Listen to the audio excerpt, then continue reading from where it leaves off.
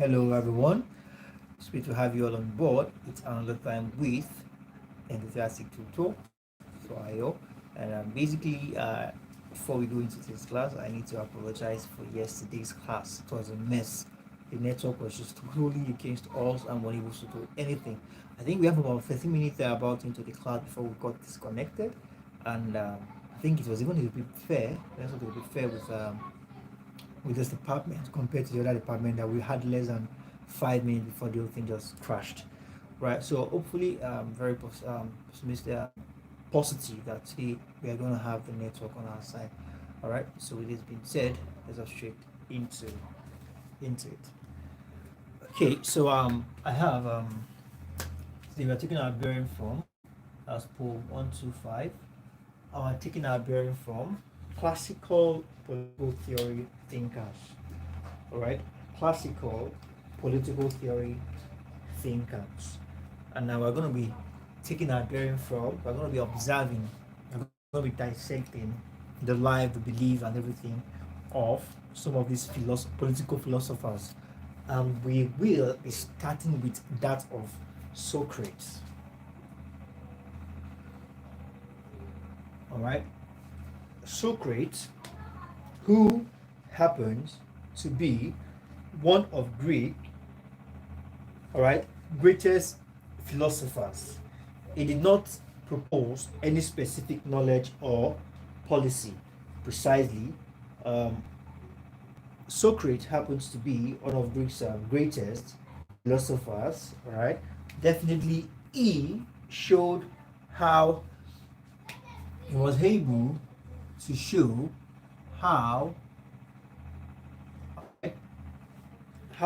argument, debate, all right, argument, debate, and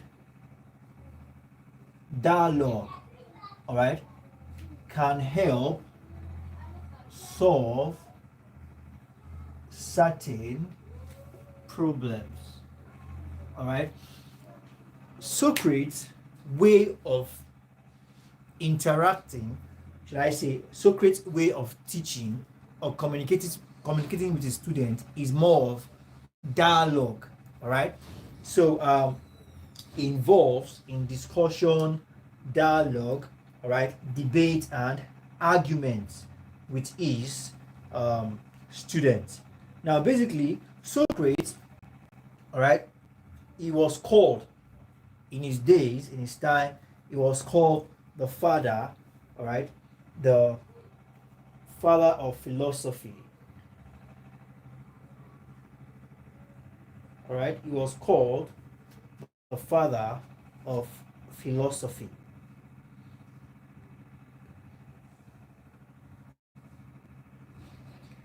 Okay, now we have that as that, and basically, like I said earlier on, is kind of teaching. All right, that's the father of Western philosophy. All right, his pattern and method of teaching made him earn this name, the father of Western philosophy. And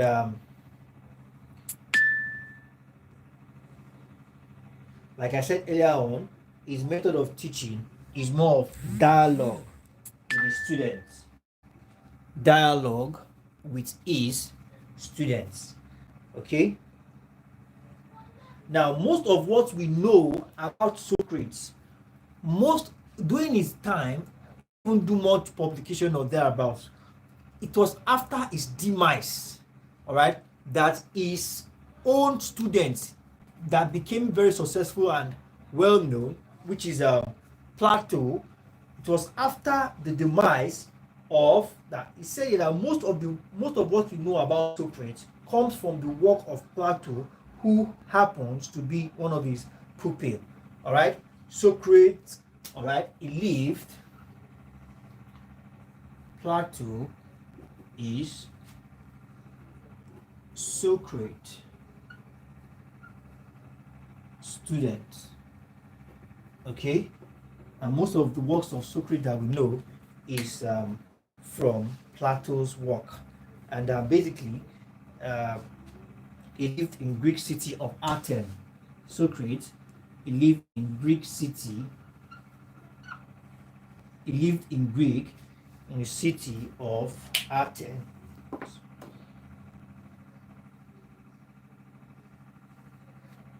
Yes, ma'am. Miss Regina, we actually continue from where we stopped yesterday, ma. I didn't notice this earlier. I just noticed it now. We are actually continuing from where we stopped yesterday. That's why I wrote part B. Do you understand, ma? That's why I wrote part B. The same volume, but part B, because we couldn't finish where we stopped yesterday. Are we on the same page now? Please kindly respond as soon as you get the message. Awesome, awesome, awesome. So we have that as that. Now let's continue. Like I said, most of what we know today is from the work of Plato, which happens to be one of the most successful. All right, definitely Socrates will have a lot of students, but Plato emerged as one of the most successful and influential. All right, so we have that as that. So because of his teaching method, he was called, the way he teaches, the way he interacts with students, he earned the name the father of philosophy. Okay, so now let's continue. Now, Socrates was an Athenian, all right? He was an Athenian citizen. He was born in 14, all right? Born in 469 BC, all right? And died, all right? His death was actually not a natural death. It was actually as a result of a persecution, or should I call it punishment, as against a particular crime he was accused of. Okay, now he died 399 years before Christ. Okay, now let's continue. Like I said yesterday in our last class, Socrates worked as a sculptor. Worked as a sculptor. He worked as a sculptor. All right. So we have that as that. And yesterday I made us understand that people that can craft things, maybe statues, structure, human beings, they can just craft whether with wood or with mold or whatever. All right. These are people refer to as sculptors. All right. And they are also under art as well. Now, nevertheless, he was briefly forced into prominence after the Battle of. All right. Now, Socrates himself has little or no interest in politics. All right. But because of how brilliant and how people regard him so much, one way or the other, he found himself in politics.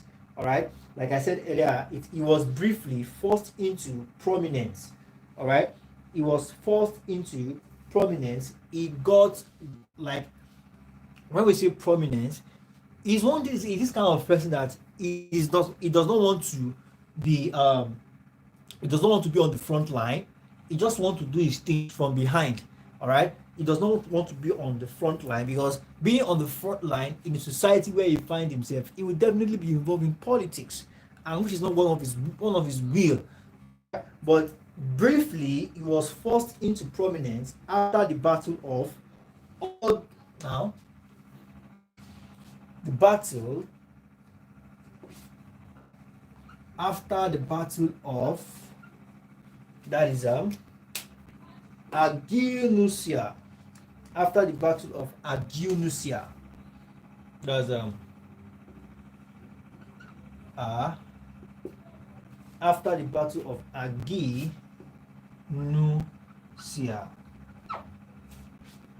Okay, it's S-A-E. S-A-E. He was forced, all right, into prominence after the Battle of Agio Nusia, which he got involved directly or indirectly. Now, he resisted. Please note that Socrates resisted the clamor to try the general emance, which he saw as illegal. General emance in his time is one of the kind of government system that Socrates sees as illegal. He's not comfortable with it. All right, he's not comfortable with it. And during the rule of the 30 tyrants, all right.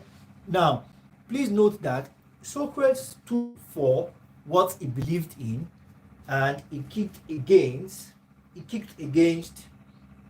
the generals and Massey. I think I need to use the board.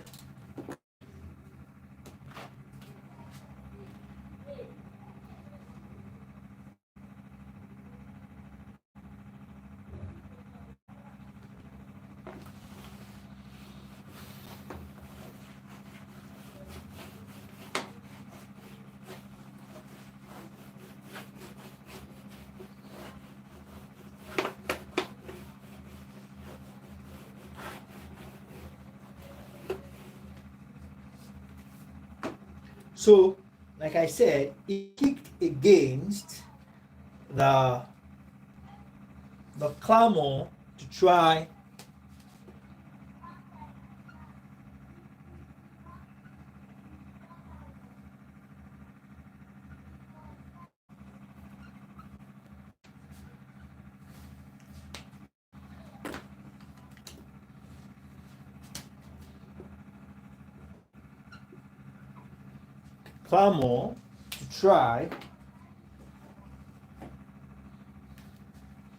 the generals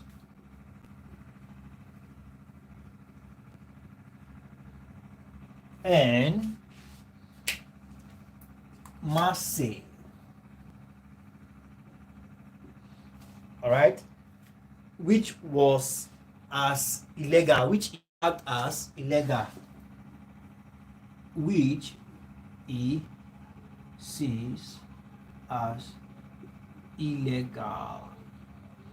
Also, during the rule of the 30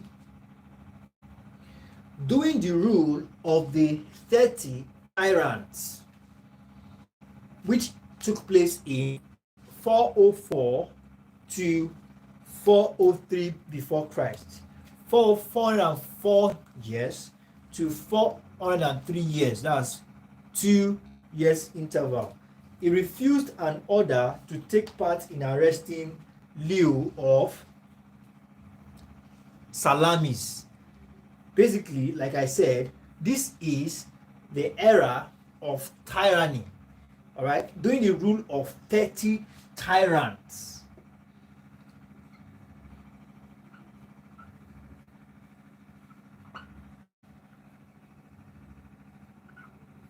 During the rule of 30 tyrants, which happens from 404 to 400 and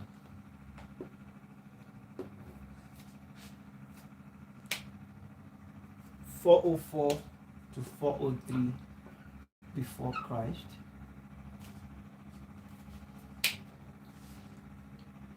I think there's an error there.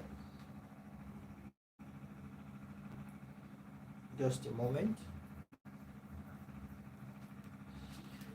Okay, so let me quickly confirm this with Jiffy.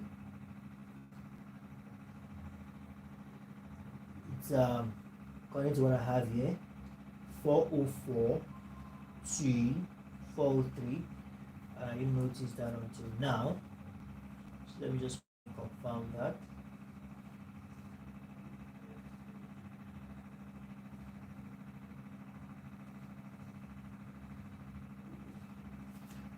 Okay, so according to what I have here,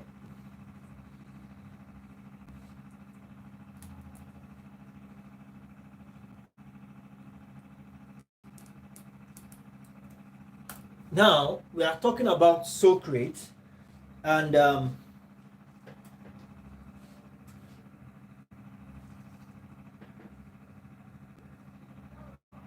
okay, it is supposed to be from 404 to 405. All right, from 404 to 405.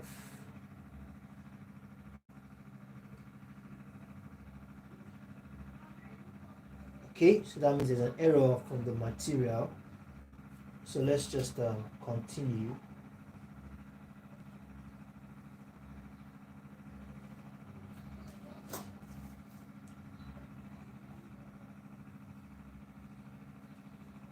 Now, during this 30 tyrant, during this era, he kicked against certain things. Now, don't forget I said this is someone who does not want to involvely or who does not want to be directly involved in politics. But some way, somehow, he keeps finding himself in politics. And by so doing, he still stood for what he feels is right. Okay? He still stood for what he feels is right. And one of the things we did mention was how he kicked against the clamor to try to, all right, the clamor to the try, all right,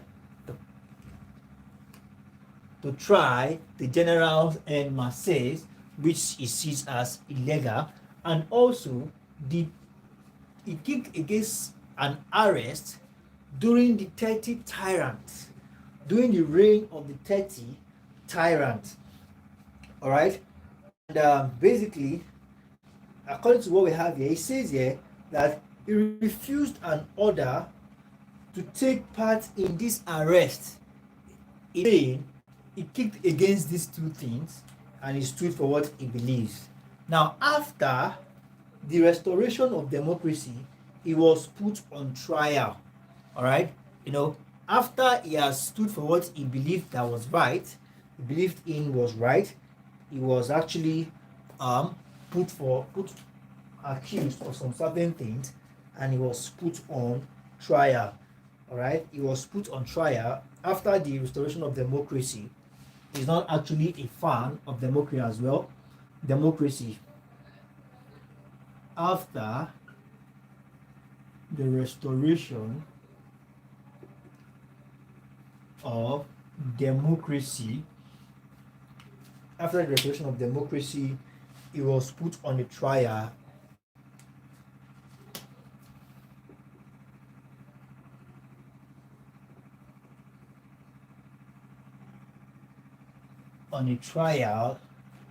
In 399 years before Christ, all right, for introducing what? Strange gods and corrupting the young one. His offense was for introducing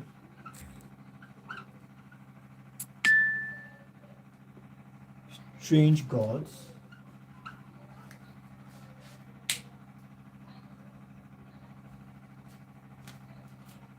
I think I need to switch this marker.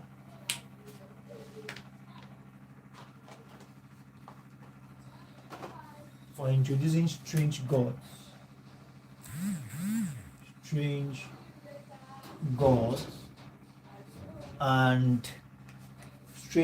and corrupting the young, and that was his offense. All right, as a result, he was condemned. All right, he did not scale the trial, and therefore he was actually condemned and put to death by poisoning. He was condemned and put to death by poisoning. Condemned and put to death by poisoning. Death by poisoning, and that ends the life of Socrates. Now, after Socrates' death, most philosophers trace their intellectual ancestry. All right, most philosophers trace their intellectual ancestry to the works of Socrates himself. Now, Socrates was the most celebrated philosopher and intellectual giant of pre-Plato Greece. All right. Now, when we say pre, now we're talking about before. All right. Plato Greece. He was the most celebrated philosopher in his time, in his era. He was the most celebrated philosopher and intellectual. He was regarded as an intellectual giant. All right. So we have that as a Socrates was all right chiefly a philosopher. Now, Socrates was severely penalized for preaching and upholding progressive ideas. That was what he did, and it wasn't wrong, it wasn't bad. But in a situation where you keep kicking against what some so called high and mighty want, all right, there is a way they will turn against you and just accuse you of what you have no idea of. But basically, Socrates was penalized severely.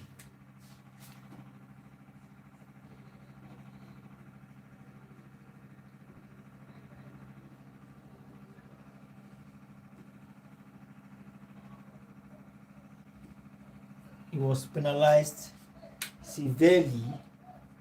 Okay, he was penalized severely for upholding progressive ideas.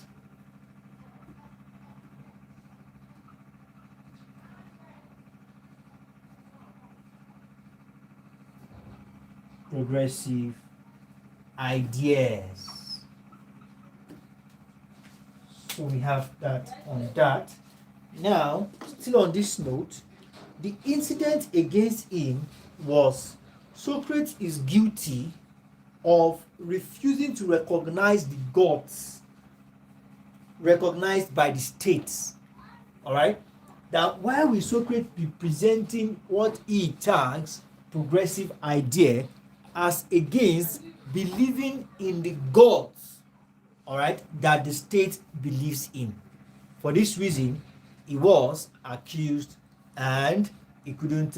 He was put on trial, and it's a thing. It's one man against the state, and basically, he couldn't overcome that trial, and he was actually, and the penalty of his so-called offense is death. All right. So we have that as that. The Athenian court of 501 judges sentenced him to death by a majority of 80 votes. You see, you can imagine, majority of 80 votes. So it's not about him, it's about the state. So it's more like a planned work against him. All right. So let's just take this down very quickly. It says the Athenian courts 501 judges. Athenian court of 501 judges. All right. Athenian court of 501 judges sentenced him to death by the majority of 80. All right. 80 votes. By the majority of 80 votes. And that was how he met his untimely death. All right.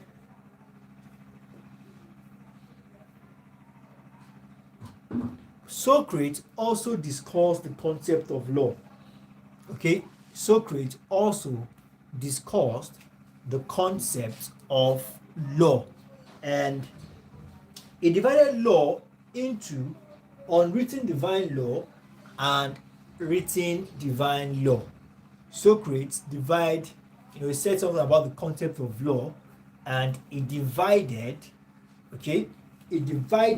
law into written and unwritten human law. Permit me to raise the board so we can take more questions.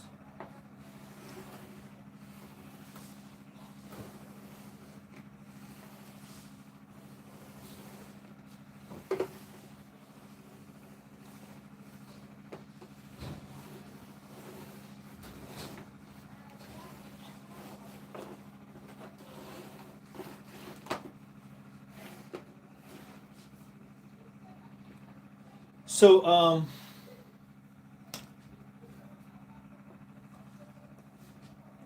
according to him, he said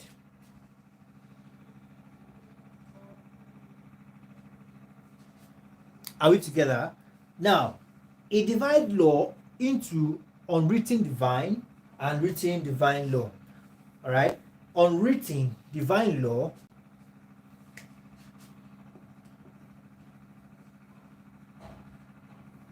about law, we have unwritten, okay, unwritten divine law and written human law. Okay, according to Socrates, he divided the concept of law into two. Now, justice was the root of all the laws. All right, if a law is not justified by justice, it is useless. Now, basically, we say the unwritten divine law is more of the natural law, like the law of karma and the likes. And we have the written human law is more of the constitution that guides and limits the behavior of citizens in a state. All right. Now, he now said that justice was the root of all law. That if there was a law and there is no justice, that the rule is useless. A rule is only acknowledged as a rule when it's been violated and the offender is being punished by the state. All right. So justice without law or law without justice is a total waste of time, according to Socrates. All right.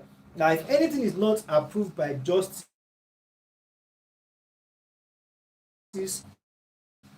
according to him, if anything is not approved by justice, it can't. Okay. If anything is not approved by justice, it can't be legal. Now, Xenophon, one of Socrates' most trusted interpreter, Xenophon, right? According to him, Xenophon said that a republic that is obedient to laws is happy in peace and invisible in war. I don't know if you get that. A republic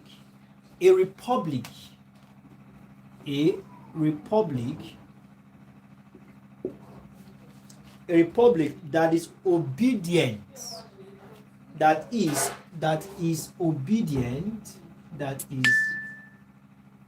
obedient to law,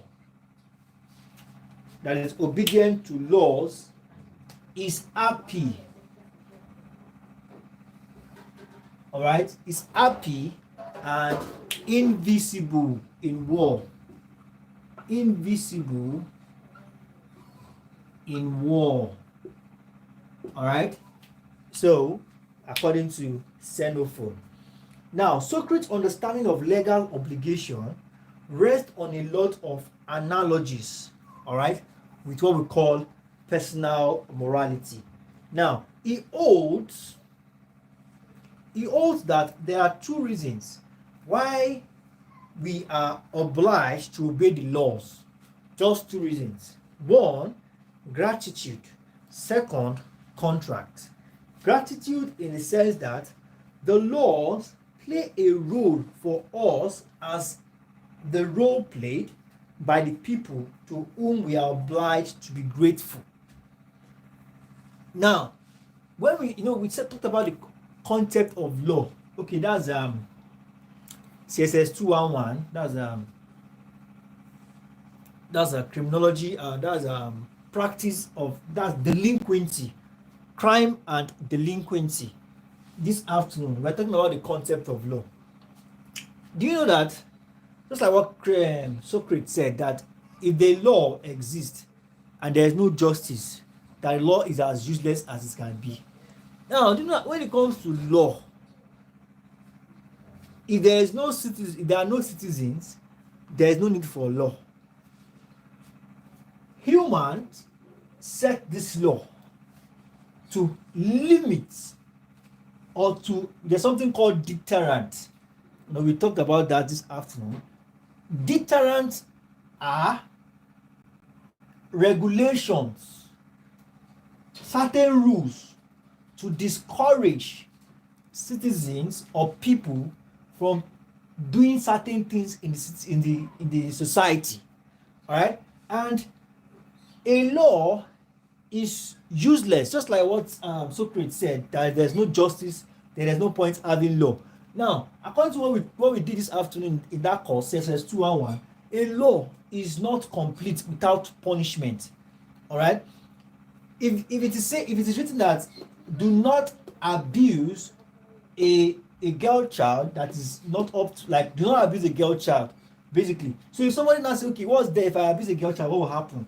Then the state that put in check, that placed the law, should also put a punishment. As we have said that you are not supposed to abuse a girl child. So in a situation whereby we have stubborn and unruly individual that abuses a girl child, this is their punishment. The punishment now is now the deterrent. It's not just the law. Now look, let's now relate this to what Socrates is saying. Socrates here says gratitude. Gratitude in the sense that this law, if we are not obliged to them, there is a penalty to it. And if we are obliged to this law, there's also there's a benefit to it. The gratification or the gratitude now is more of the benefit attached to it, because definitely there are people in the state that will observe the law, and with this they will enjoy total freedom, nothing like limitation.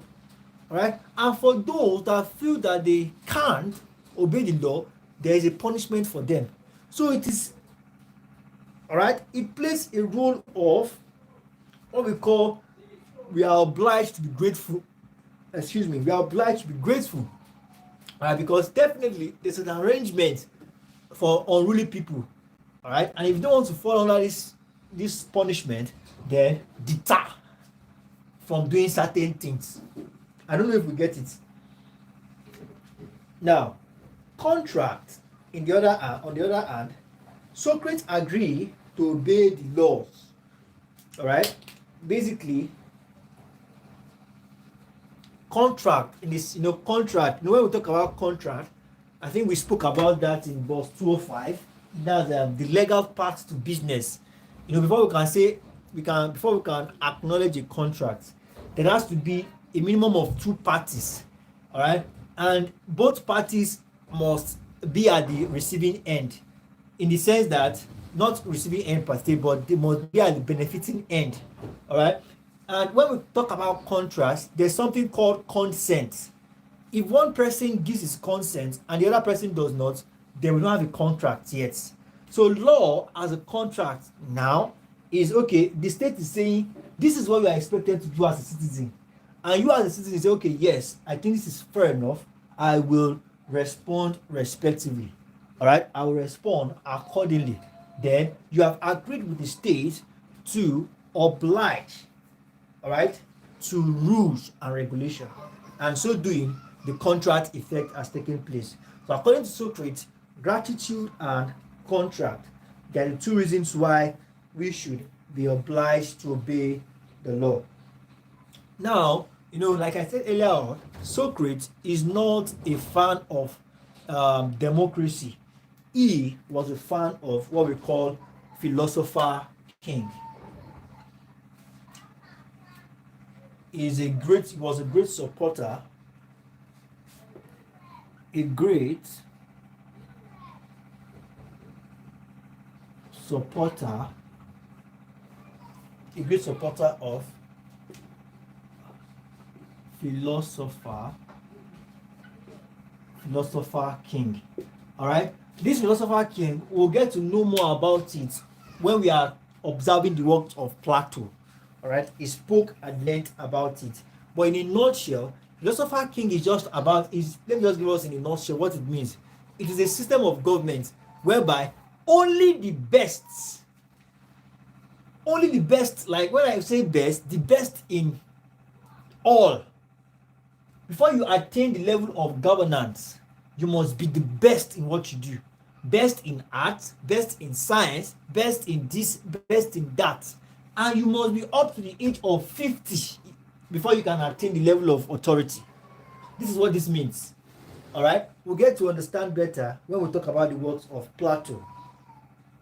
All right? Now, he further emphasized that as a common people, all right, they have no ability to participate in the state affair. All right? Therefore, advocate the concept of philosopher king. Like I said, for anybody to participate in the state, in the affairs of the state, you have to be a philosopher king. All right? Philosopher king in the sense that before you should have a say when it comes to the state, the affairs of the state, then you must be a philosopher king. You cannot be a commoner.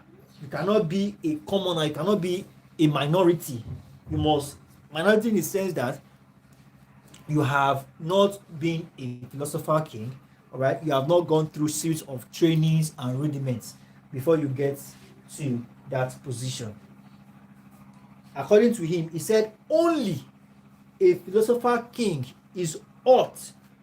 All right, only a philosopher king is ought to serve. All right, it's only a philosopher king that can serve the purpose of the police. And when we say police, we are still talking about state. Only a philosopher king could serve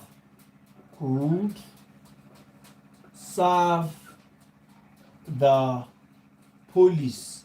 When we say police, we are still talking about states, so don't get it confused. Now, it was democracy when all people were allowed to participate in government. All right? Socrates recommended only the rule of the wise. All the forms of government, in his opinions, were unsuitable, including democracy. All right? According to Socrates, all other forms of government were unsuitable. They were useless. They were of no use, except for the philosopher king kind of system of government. According to him, he said police must be based on equality.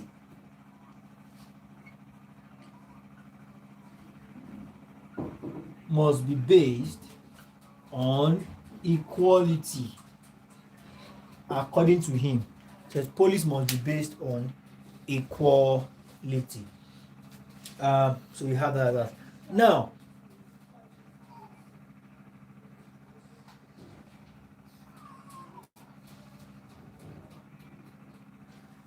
Now, Socrates said that if equality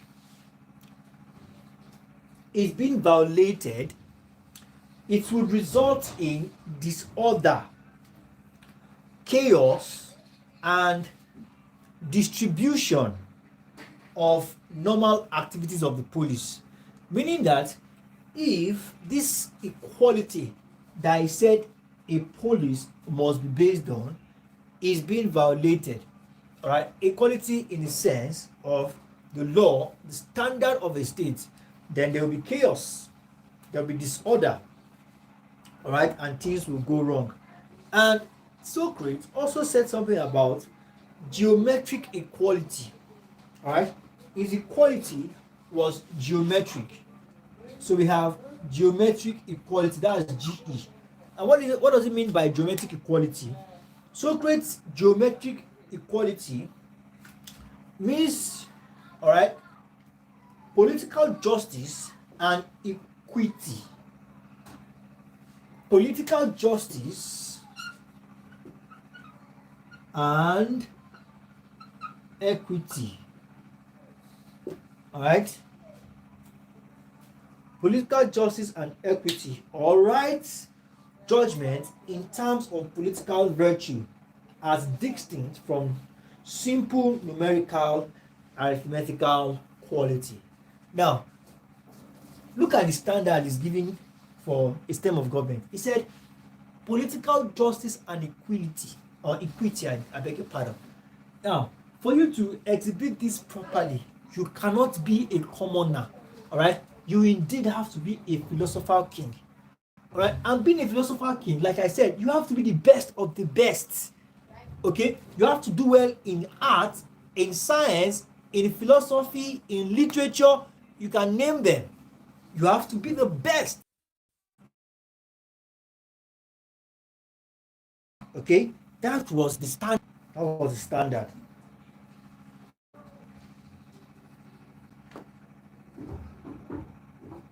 Now, I think on this note, we'll call it a wrap for today.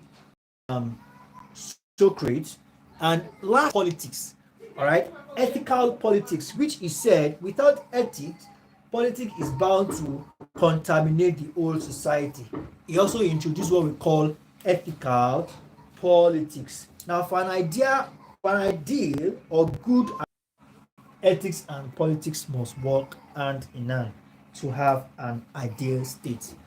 Okay, so now next class we'll talk about the works of Plato, and I'm trying to consider how we can have a class in between this week just to recover this class. I will communicate it to us if that eventually works. All right, so let's call it a wrap for today. Please, let's do well to submit our note and to our respective classes is highly essential. This is one way we observe and monitor our progress. Thank you very much, everyone, and I look forward to see you all in subsequent tutorial. Have a wonderful night rest. Bye bye.